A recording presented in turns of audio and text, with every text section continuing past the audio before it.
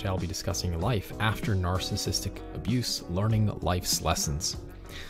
For those who have been wounded in childhood, their entire life, for the most part, is surrounded by trying to cope and really soothe their wounds, emotionally regulate, and really survive.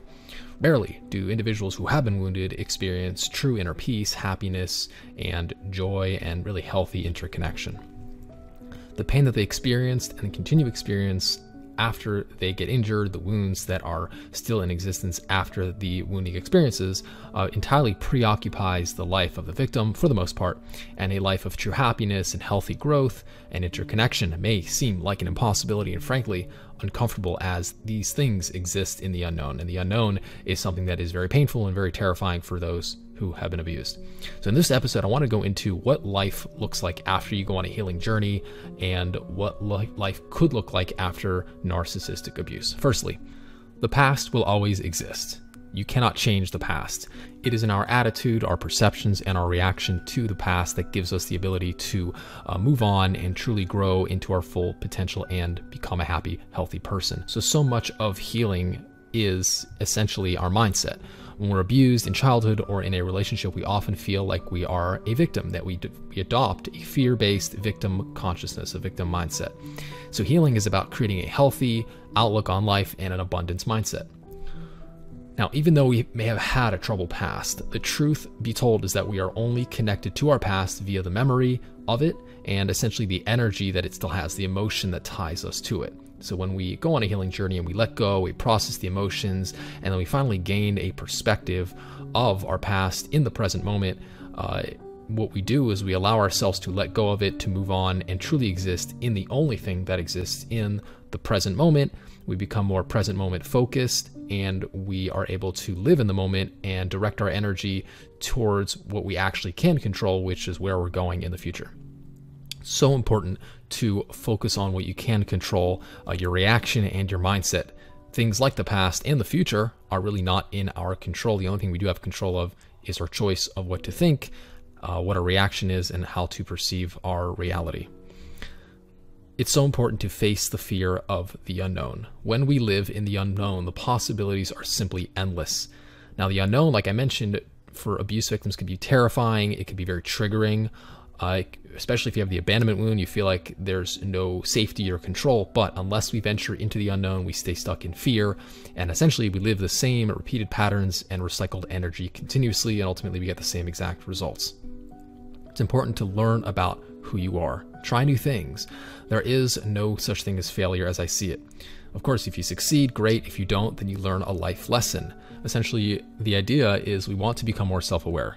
And when you try something new, what you're doing is you're learning something new about yourself, whether you dislike something or do like something. When you stay stuck, you have no idea, you have no ability to explore and try new things. When you do try new things, you're able to refine your vision of what you would like your future to look like, and what it is and what it is you don't or do want for your future. So, based on this, it's important to start by doing small things each day that cause you to feel good and hopeful about your future.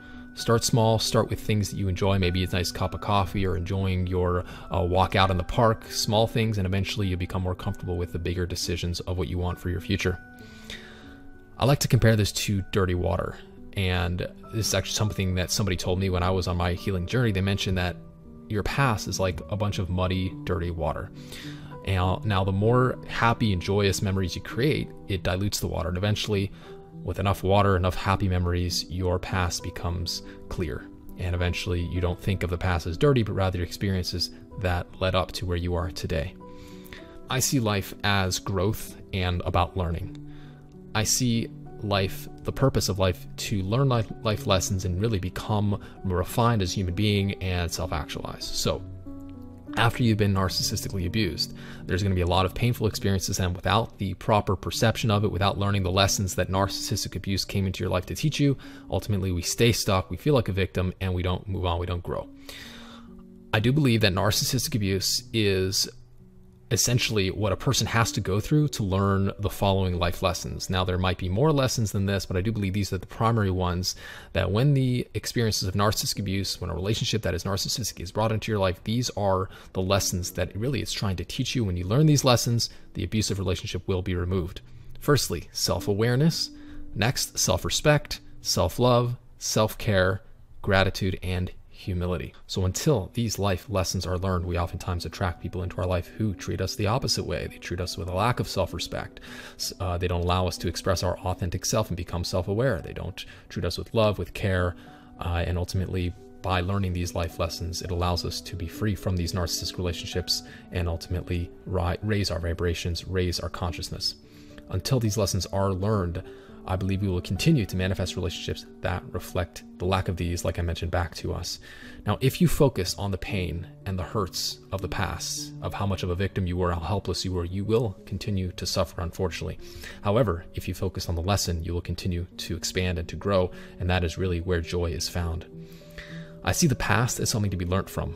It does not define you. Just because you've had a painful past and traumatic experiences, just because you've been humiliated and shamed, do not let your memory lie to you and make you feel like you are still helpless and worthless. It was a life lesson, not a life sentence. I feel strongly that it's perfectly okay to start over with what you have. This time, you're starting over, not from nothing, but rather with so many life lessons. You have strength, self-awareness, maturity, and courage that now you're able to build a life that is much more healthy and happy. Not narcissistic, not toxic, and not one that will cause you to feel diminished and humiliated. I want to finish with a quote. This one is by C.S. Lewis. He says, "Although you cannot go back and change the past, you can start where you are and change the ending." I am living proof that you can thrive after narcissistic abuse. Allow me to help you on your healing journey overcome, not just become a survivor, but rather someone who uses their pain, their past to develop a future where you are thriving, creating a healthy sense of self with healthy relationship patterns, beliefs, perceptions, and ultimately healthy, loving, intimate relationships. I want to thank you so very much for joining me for today's episode. It is such an honor to bring you this information today. And until next time, all the very best.